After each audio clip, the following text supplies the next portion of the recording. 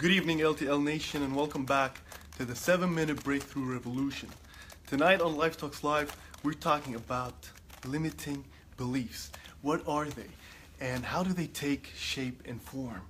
And how can we turn them around?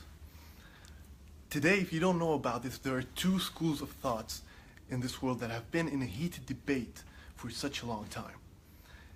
One school of thought is called the positive psychology school, and the next one is the school of NLPers.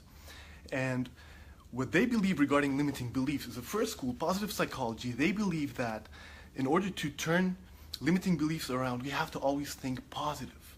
We have to be positive, have a positive mindset, outlook, and always have these positive affirmations in life that will eventually turn things around for us. However, NLPers have a totally different view, a totally different perspective. They believe that somewhere during our past, our subconscious has created this limiting belief for us, and in order to fix it, we gotta go back to that event and try to deal with it there, try to turn the feelings, the learnings, and actually remove it and turn it from something that's limiting to something that actually no longer limits our potential. My name is Faisal Zeineddine. You're watching Life Talks Live, and if you noticed a little while ago, I was working on this Rubik's Cube. And the reason I'm doing that is because fundamentally I believe such a Rubik's Cube is a portrait to what limiting beliefs are in the world. And all my life, I was never able to actually do this. I was never able to actually solve the Rubik's Cube until 2 months ago.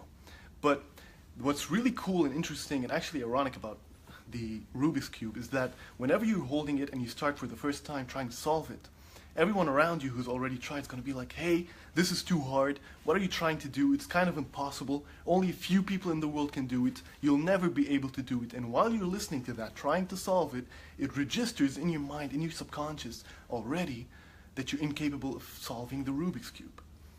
And that's very interesting because that's what's happening to everything around us, to all our thoughts, and in our daily life. So ultimately, my whole life I wasn't able to do this. 2 months ago, a colleague of mine at work got it, and he was doing it really easily, and I looked at it, I picked it up, and I said, you know what? I'm gonna do this. I'm gonna solve the Rubik's Cube. And I put my mind to it. I said that I can. Why not? I can do this. Is it smarter than I am? No. So I put everything into it. I Googled, I researched, I found out how it worked, and ultimately in less than 2 days, I was able to solve it. And now it takes me about 2 to 3 minutes to solve a Rubik's Cube. And everything that was there was a simple decision that turned that around. And I believe that applies to everything. And this decision is what the school of positive psychology people are actually talking about. But I believe there's a lot more to limiting beliefs. And here's how it starts. The moment we are born as kids and parenting begins, this is where it's really fundamental in shaping these kids' potential. Because I don't know about your parents, I don't know about everyone's parents, but I know the general atmosphere of parents around the world, and especially in the Arab region, and I know a lot about Lebanon. We want our kids to grow up to become these engineers and these doctors and these people with about 6 degrees from universities who are really special. But when they're kids, whenever they see them do something out of the ordinary, it might be something dangerous or whatever it is, don't do that, you're gonna fall, you're gonna break your leg, you'll break your neck, that's dangerous, stop it, that's never gonna make you money when you grow up, don't do this anymore.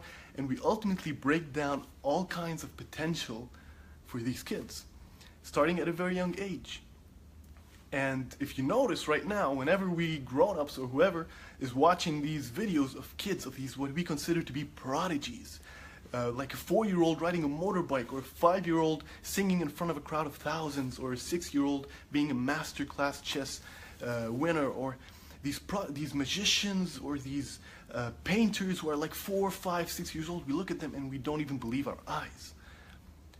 Do you believe that these kids are smarter than the rest of us, or have talents that no one else has? I believe the only difference here is that their parents allowed them to live to their full potential, and they did not set any limitations in their mind.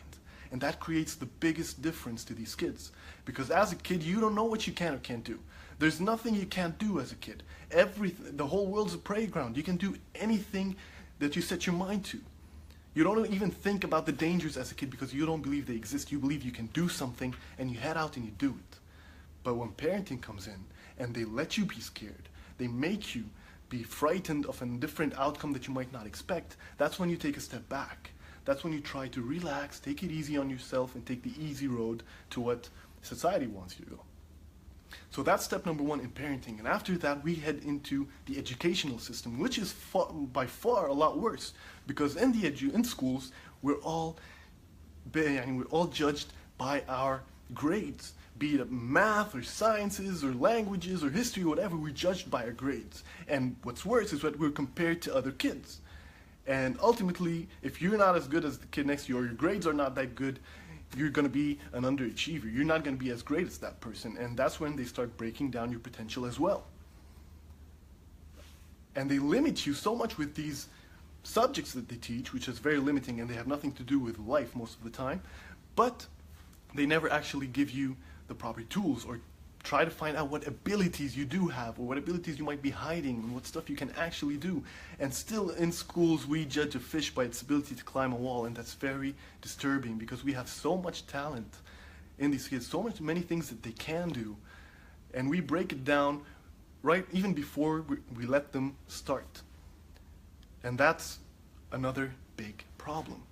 Now, whatever your age is right now, whether you're still in school or you've grown up and you're in universities or you've finished that and you started work, here's the thing. We can't go back and change how anyone raised us. We can't go back and change the educational system that we went through. Maybe we can change that to the future, but right now, what can we do? Because right now, I still believe that anyone can do anything that they set their mind to. Even you. Anyone can do it. I remember when I was 8 years old or 7 years old, I started playing basketball. I was still in Saudi Arabia. I started shooting hoops outside my house, and I believed that I was great. I was really good at the game. Apparently I wasn't. I went to Lebanon when I was 8 years old. First game I ever really had in school was when I was 13 years old. And when I got picked that day, I was the worst kid at basketball in school. I sucked. I literally sucked. And after that, for the whole year, I was the last kid picked into a team. I remember that really well. But that summer, I decided, you know what? I love this game. I love it, and I'm going to be the best at it. I'm going to go out and I'm going to play day in, day out. I'm going to join a team. I'm going to practice. I'm going to do everything it takes because I know that I can do this.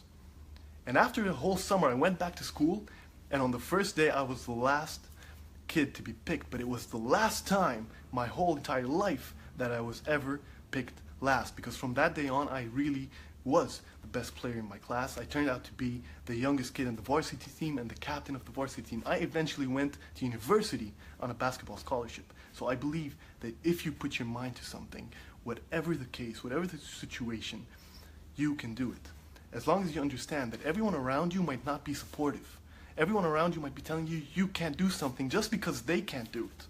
But every time I ask people that I meet, hey, listen up, can you paint something similar to the Mona Lisa? Can you paint a painting that's just insanely amazing? Can you do that? And the first answer in a split of a second would be, no, I can't. And then my second question would be, well, have you ever tried? And that's where the moment of silence comes in, because it hits them that they haven't, but they have this pre-registered opinion of something that they could or could not do, but they never really tried it. They never really acted. And what you understand from that is limiting beliefs is nothing but an opinion that we have about our own capabilities. It is an opinion. An opinion is not a fact. It is not true. But ultimately, your opinion is true to yourself until you change it. So if you believe in anything, any belief, be it good or bad, whatever belief you have is restricting your mindset. Be it religion, be it a certain way of life or a society, whatever it is you're thinking about, a belief that you have that is not factual or proved by science, if it's a belief, it's going to restrict you from a lot more possibilities that are out there in the world.